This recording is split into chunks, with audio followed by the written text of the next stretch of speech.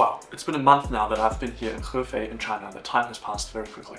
And to be completely honest with you, there is not much of a cultural shock for me personally. But what needs some getting used to are the stares of the people. And I mean like very, very annoying gazes to such an extent that for me it's just harassment. In my opinion, everybody who looks at me for longer than 2 seconds is already getting disrespectful. You have to imagine it like that. You just travel another country, you just mind your own business. I stand there in the lift, somebody turns around their head and just looks at me like this. And oftentimes, not even with a friendly smile or even asks me where I'm from, also have these nice people, but often like looking down at me as if I were a monkey in the zoo. I personally believe it only comes from people who are extremely narrow-minded, and I don't take the excuse of them just being purely curious. People in the comment section on the internet always say, they are not racist, they're just being curious. Well, if you ask me, they're a bit too curious. Those people who write these comments would immediately scold their own children for staring at people who look differently in such a way, in such a disrespectful way. But I'm not allowed to be annoyed or to complain. Actually, often I tell these people, 你看什么看? What are you looking at? 你没见过帅哥吗? Have you never seen a handsome boy before?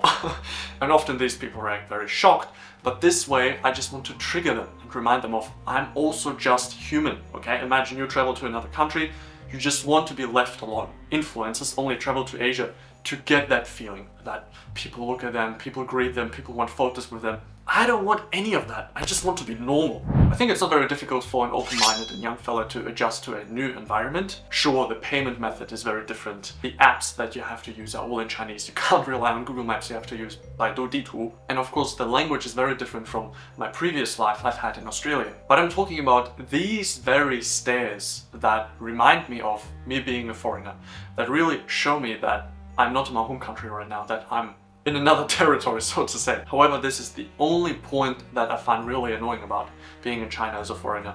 It's honestly just a result of China being so cut off from the rest of the world, and many, especially middle-aged Chinese, have never been abroad, so they have no idea how to treat foreigners with respect. And they don't understand that 我也想自己待着. I also just want to be left alone. They don't have any empathy for what it feels like to be in another country where you just want to be considered normal. You don't want to be looked at as an alien.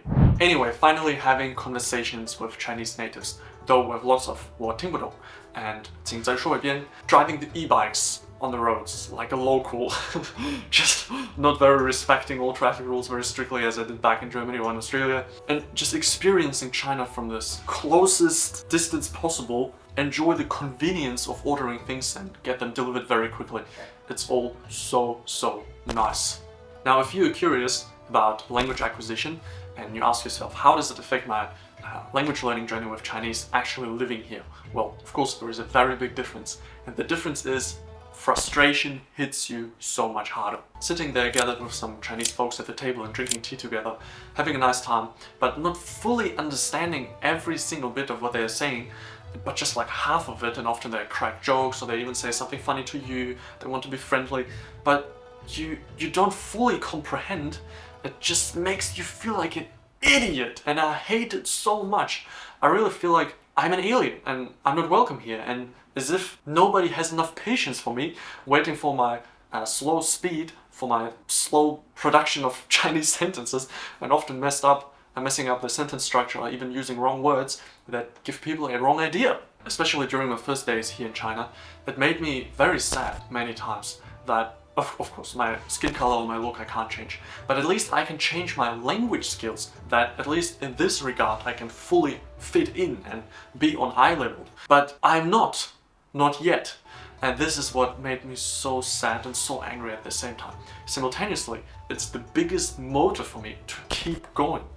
So I increased my daily input of Chinese to several hours a day. I watch lots of Chinese videos, listen to Chinese podcasts, and write down useful sentences and fancy sounding phrases or 成语, short idioms that I want to implement in my speech as well to sound more natural. And then I review these flashcards every day. 我过一下。哎，好的。谢谢。中午，谢谢。一点点。I analyze every talk I've had with a Chinese native, and often only afterwards realize my mistakes or the wrong tone that I said here or the wrong word that I have used and what I should have said instead, or I try to copy their sentences. I try to get the most out of every little experience. Because you're so much closer to the language, you finally realize, okay, that's real rap. It's not like studying slowly, according to my own pace, comfortably from home. It's just like everybody around me speaks it, and I want to be able to communicate with them fluently as soon as possible. I don't understand these foreigners who live or who have lived in China for a very long time but don't speak any Chinese. I don't understand these kind of people, because I want to engage with Chinese people. Another thing is, in the beginning I was like a baby. I literally had to be babysitted all the time. I had to be around my Chinese friend all the time. He had to help me translate. But to be honest, it's just impossible unless you speak fluent Chinese on the day you enter China to get around by yourself. So he had to help me set up a SIM card. He had to help me sign up at a gym and all that kind of stuff. And I was so shy, even though I know many words and many expressions, I was very scared to talk to Chinese people. I wouldn't even dare to order food by myself. I just ordered it on Meituan and let it be delivered to my door. But then, 1 month after I've been in China, I went for a trip by myself. I went to Changsha to visit a friend that I have known for more than a year. So when I started learning Chinese in Australia, I met her through HelloTalk and we became a very consistent language exchange partners, and we practiced my Chinese and her German every weekend. So I finally got to meet her. And then I moved on to Zhangjiajie by myself, stayed there for a couple of days, traveled. And through all the challenges that I had to undergo, such as hopping on the right train and navigating through these huge train stations which are like international airports in some other countries, then often calling a bus and speaking to the bus driver on the phone, telling him my location, checking in at a hotel, talking to the hotel manager. Or I had lots of ticket related problems. I couldn't scan my passport even though I purchased the ticket. Then I had to go to the service window and explain my problem fully in Chinese. 我的目的地是宝峰湖，但是我不知道我应该去哪儿。宝洪福啊，嗯。在那推门。你好，我有一个问题。虽然我酒店的老板才给我买票，但是他们说了我的护照不行。我也有这个。对，可以刷4次啊。那这张纸不用。这张是给我了。 In these couple days, I didn't speak any English at all. I relied on Chinese only. And this little trip literally changed me. Not in terms of my vocabulary, you don't learn much in a couple days, or in your fluency, you don't get fluent in a couple days. But it changed something on the inside. My attitude, my confidence just skyrocketed. I realized actually my Chinese is not perfect, it's far from fluent, but it's good enough to solve problems. It's good enough to walk into a restaurant and ask what kind of food they have and order something and just have a short funny conversation. 你好，你们开门吗？开门吗？开门，几位？这是我。我可以用我的手机点单吗？你好，我来这个小速冻，对，有可能。对，谢谢啊。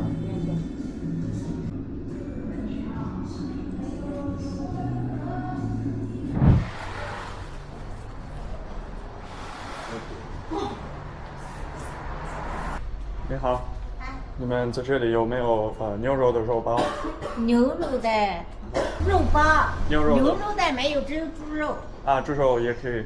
猪肉可以。我来2个。好的，一农。2个。2个。好。我们是一农的，一农10个。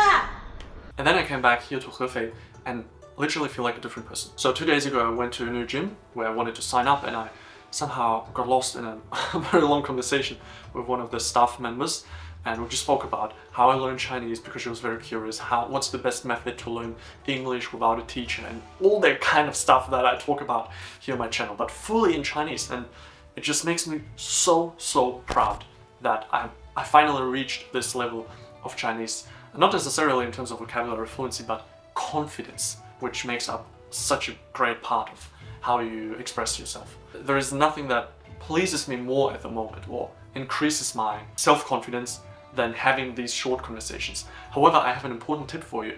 If you are a beginner in Chinese, just as me, and you come to China, avoid 中年人 as much as you can. These middle-aged people. I mean these Chinese dads with a beer belly.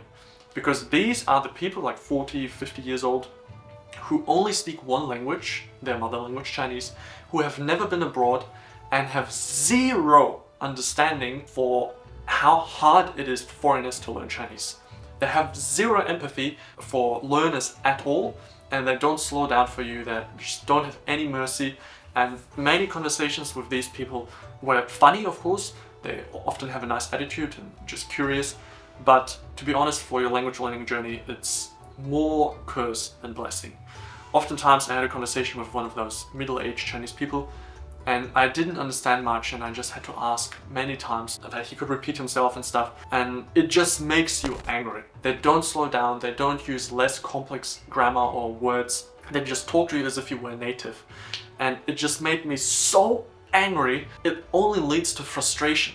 It's not like, oh, I had a good opportunity to practice my Chinese listening. No, it's just useless. You just stand there, you feel dumb, you don't feel like you learned anything. So I would suggest only talk to people who are on eye level, who understand you, who know your current state, your current proficiency of Chinese, and that don't overstrain you too much. Alright guys, to sum it up overall, I have a very blessed time in China so far. Thank God. It's just a short update. I just want to let you know how I'm doing here, and there will be more videos following up where I'll go further into detail. Alright, bye bye, 我们下次再见。